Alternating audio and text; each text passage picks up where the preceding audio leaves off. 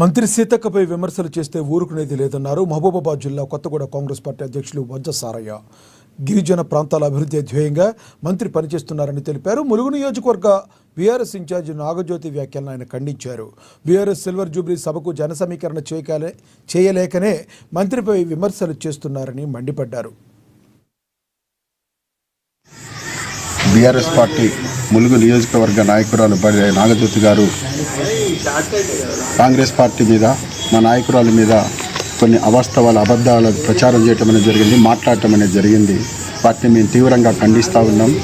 ఎందుకంటే ప్రజల అభివృద్ధి ధ్యేయంగా, ప్రజా సంక్షేమమే ధ్యేయంగా అనునిత్యం ప్రజల కోసం పరితపించే మా ప్రియతమ నాయకురాలు సీతక్క గారి మీద అవాస్తవాలు ప్రచారం చేయటం అంటే సూర్యుని మీద ఉమ్మి వేస్తే వచ్చి తన మీదనే పడుతుందనే విధంగా ఉంటుంది. కాబట్టి అలాంటి నాయకురాల మీద మీరు అవాస్తవాలు ప్రచారం చేయటం అనేది మీకు తగదు అని చెప్పేసి బీఆర్ఎస్ పార్టీ నాయకురాలకి మేము తెలియజేయటం అనేది జరుగుతూ ఉంది. కాంగ్రెస్ పార్టీ వచ్చిన 15 నెలల లోపలనే ఇచ్చినటువంటి హామీలను కూడా అన్నింటినీ కూడా తూచా తప్పకుండా